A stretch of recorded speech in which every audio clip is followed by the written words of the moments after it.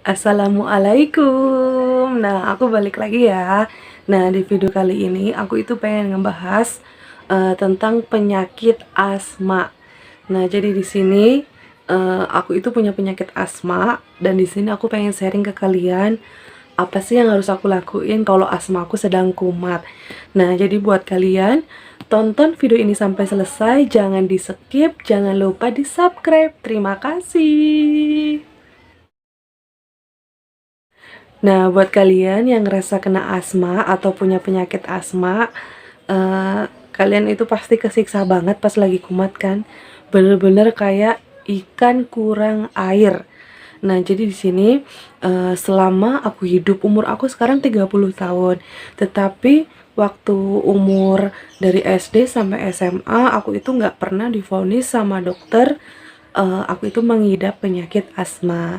Nah, tetapi waktu aku udah dewasa, aku kerja, aku itu sering sesak nafas.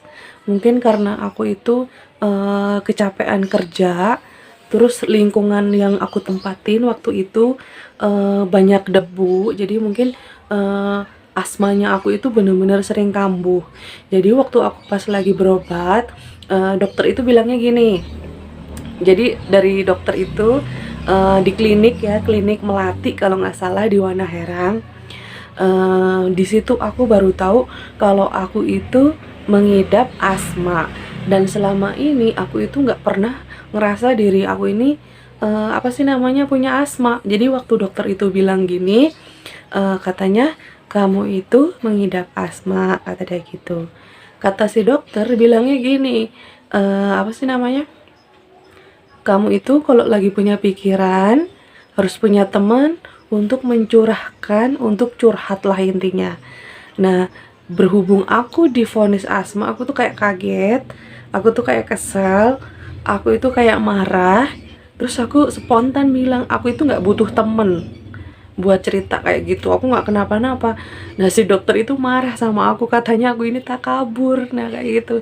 Nah, dari di situ eh aku tahu kalau aku ini punya penyakit asma. Jadi eh, dari pas itu tahun 2011 aku di klinik itu aku divonis asma. Semakin kesini asma aku itu sering kambuh karena di tempat kerja aku itu kan dingin banget. Terus di lingkungan sekitar Cilengsi, Wanaherang itu tuh debunya masya Allah ya. Jadi aku ngerasa mungkin selain aku emang punya asma, terus lingkungannya juga nggak bagus, jadi aku itu sering kumat alias kambuh. Jadi di sini biasanya setelah aku tahu aku itu punya penyakit asma dan aku berobat, saking seringnya aku berobat, jadi aku tuh paham. Jadi kalau lagi aku kumat asmanya, aku itu cuman butuh obat ini. Nah, ini sahabat aku selama sekitar 10 atau 11 tahun karena asmaku sering kambuh, jadi aku minum obat ini. Nah, pokoknya jangan di-skip biar kalian itu nggak salah paham. Jadi, obat ini namanya salbutamol. Nah, setiap kali aku kumat, asmaku kambuh, aku selalu diresepin salbutamol ini. Nah, dari situ aku tahu selama 10 atau 11 tahun ini aku itu benar-benar bersahabat dengan salbutamol. Jadi buat kalian yang ngerasa kalian punya penyakit asma, sebaiknya kalian itu sedia salbutamol di tas kalian, atau kalian pergi klinik jauh mungkin kalian butuh salbutamol. Nah, tapi kalau di sini yang kalian udah asmanya parah, biasanya kalian itu selalu sedia inhaler ya. Yang kalau nggak salah itu obat tapi di bentuk semprot yang langsung disemprotin langsung lewat mulut dan asmanya itu biasanya langsung lega. Cuman buat kita yang asmanya nggak yang eh, kumat, sering kumat tapi nggak yang dikit-dikit kumat, mungkin menurut aku yang sedia inhaler itu biasanya yang udah parah banget, mungkin yang ibaratnya dikit-dikit langsung kumat, langsung sesak nafasnya bener-bener nggak ketahan. Cuman buat kayak yang aku ini, sesak nafasnya biasanya pas lagi sakit batuk atau lagi radang atau sakit tenggorokan, biasanya asmanya itu kumat. Nah, jadi di sini aku mau ngejelasin obat yang aku konsumsi ini. Jadi salbutamol ini kan biasanya diresepin sama dokter.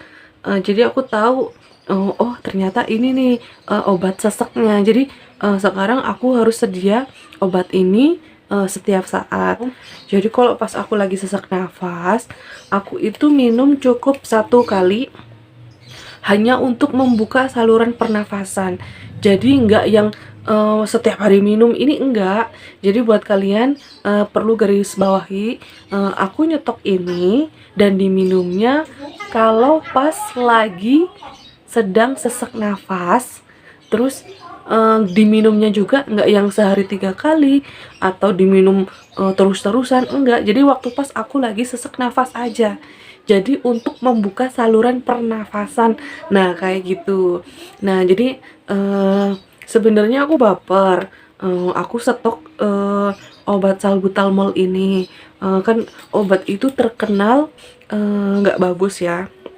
Tapi aku sempat konsultasiin ke dokter. Eh, Gimana nih, kok aku nyetok salbutamol ini, emang nggak apa-apa ya, kata si aku ya ke dokternya. Kata si dokternya gini, ya nggak apa-apa, justru kalau misalkan nggak ngonsumsi obat, apa sih namanya, untuk membuka saluran pernafasan, itu malah bahaya. Kalian bisa bayangin ya, yang pernah ngerasain asma, kalian pasti tahu sesak nafas itu rasanya kayak gimana.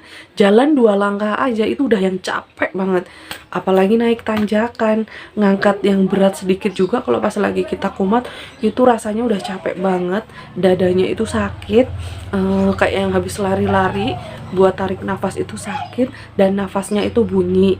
Nah, di sini sebenarnya obat ini efeknya di aku itu biasanya setelah aku minum obat ini, aku itu lemes. Aku itu lemes, tapi aku langsung bisa nafas. Nah, tetapi di sini buat kalian yang setelah minum obat ini, jantung kalian berdebar kencang, sebaiknya di stop, sebaiknya kalian konsultasi ke dokter. Nah, terus lagi nih ya, perlu digarisbawahi lagi. Eh, aku ini nyetok salbutamol ini diminum pas lagi sesak. Dan dalam 1 tahun ini, aku itu baru ngalamin sesak itu kemarin. Jadi aku minum cuman satu biji, 1 butir aku minum. Kalau nafasnya udah enak, udah nggak aku minum lagi. Tetapi kalau misalkan nyampe 3 kali minum, saluran pernafasnya belum kebuka, biasanya aku ke dokter, dan biasanya dokter itu ada tindakan uap. Jadi di sini kalian itu obat ini jangan dijadiin patokan.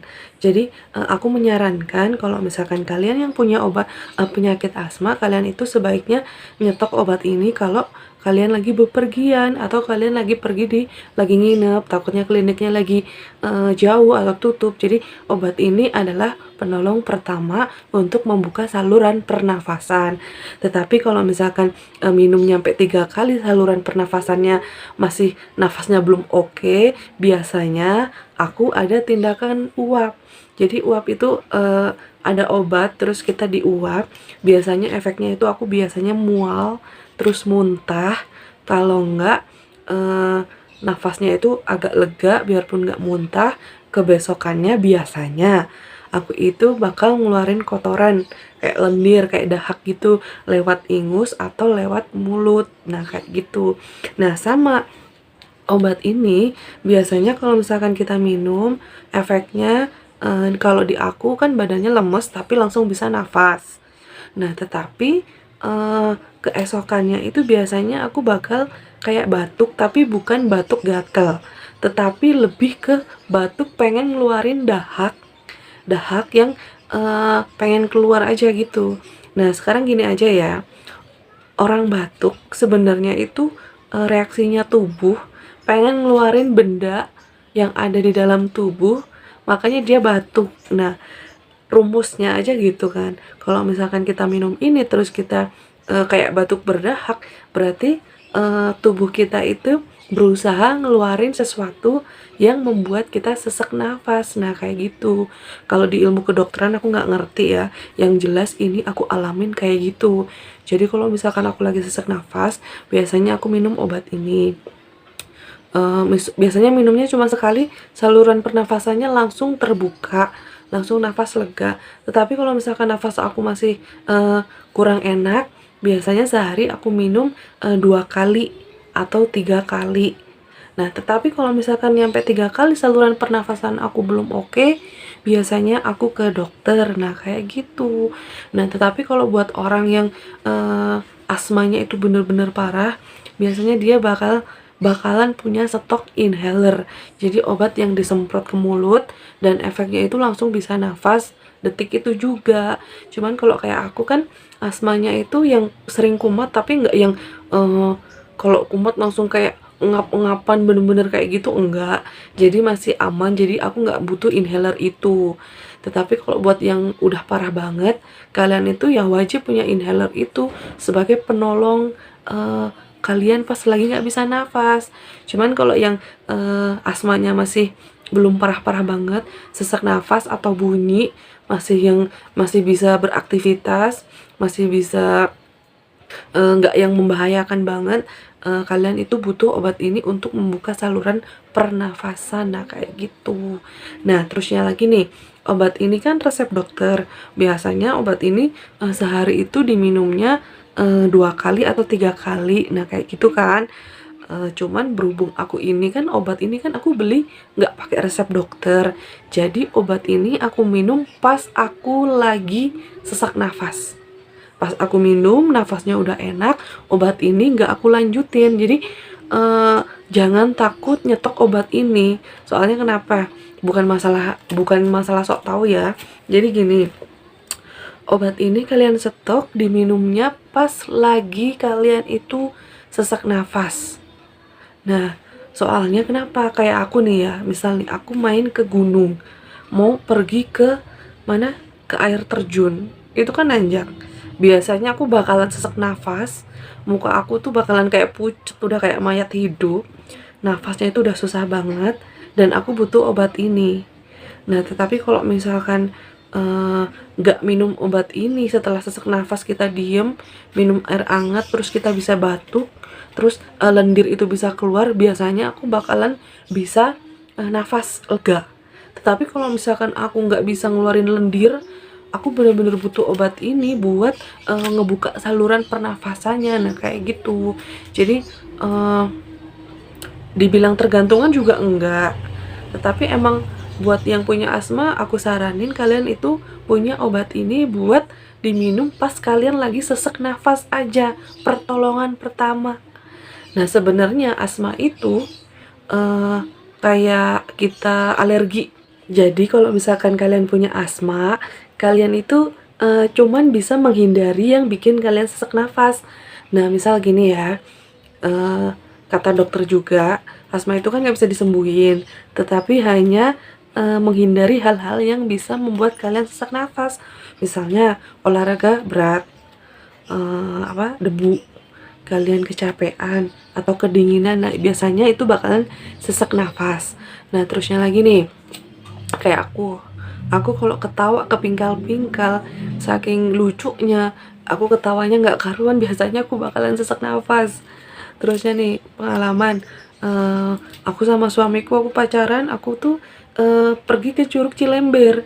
Nah, aku tuh kumat di jalan. Nah, tetapi aku kan nggak bawa obat kayak gini. Untungnya aku itu bisa batuk, berhenti, atur nafas. Untungnya aku bisa batuk dan lendirnya itu bisa keluar. Nah, otomatis apa sih namanya? Aku bisa nafas, agak lega lah ibaratnya, nggak yang ngap-ngapan gitu. Jadi di sini buat yang punya asma ya, jalan satu-satunya kalian itu harus menghindari hal-hal yang bisa membuat kalian itu bisa sesak nafas.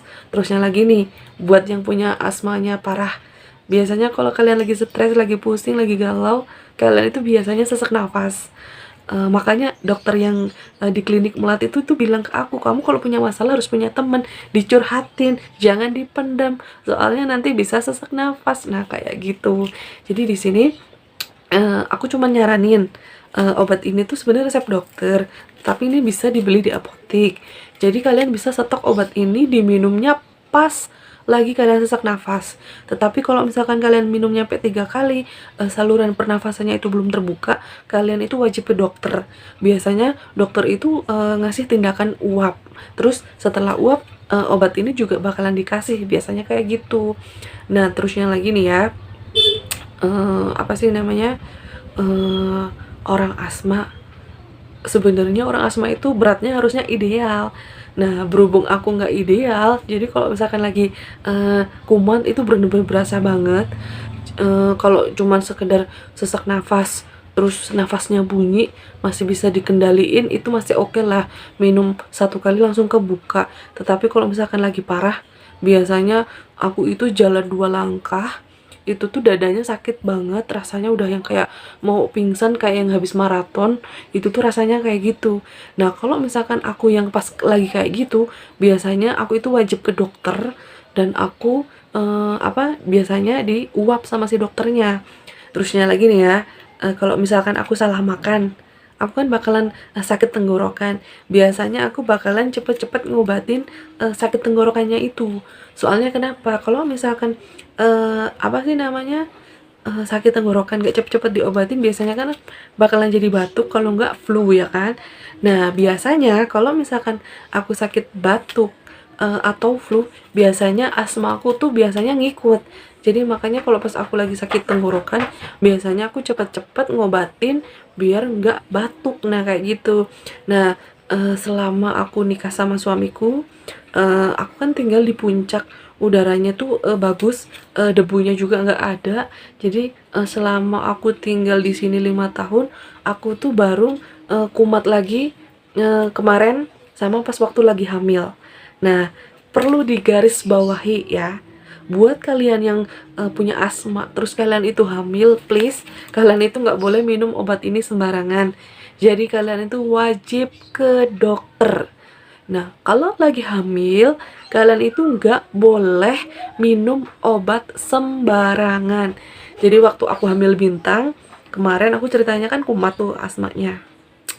Aku berobat, biasalah, dokter yang biasa aku samperin itu kan rada-rada galak gitu ya. Dia marah, kok bisa sih asma lagi hamil kayak gitu. Nah kayak gitu, dan ternyata aku diresepin obat ini.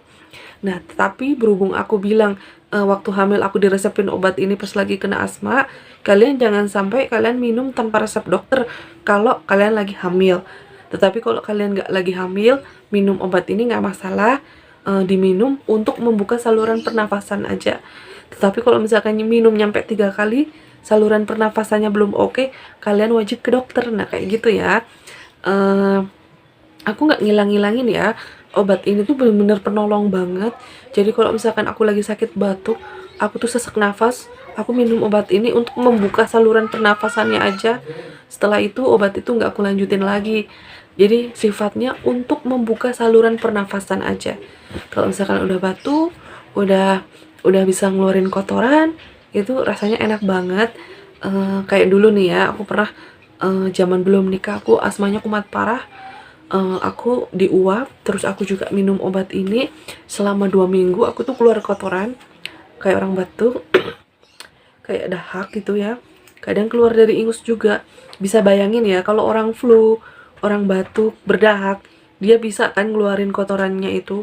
Tetapi kalau orang asma itu, kalau aku nggak tahu ya kalau penjelasan dokter, tapi di bayangan aku gitu. Jadi si dahak itu ada di paru kita, ada di dada kita. Jadi dia tuh menyumbat saluran pernafasan kita. Jadi makanya nafas kita itu bunyi. Nah jadi kalau misalkan kita nggak minum obat ini untuk membuka saluran pernafasan, gimana dong? Kita nafasnya gimana dong ya kan? Jadi intinya aku tuh butuh obat ini untuk membuka saluran pernafasan. Nggak yang kayak tergantungan dikit-dikit minum obat ini, dikit-dikit minum obat ini, nggak gitu juga. Jadi pas kalau lagi asmanya kumat, berasa bener-bener nafasnya nggak bagus banget, nggak enak banget, baru aku minum. Dan dalam 1 tahun ini aku baru ngerasain kemarin, dan aku itu kemarin aku minum habis 3.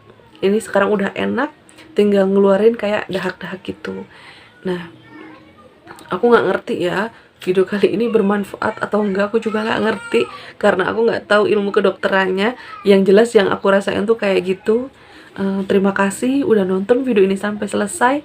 Jangan lupa di like, comment, dan subscribe. Terima kasih.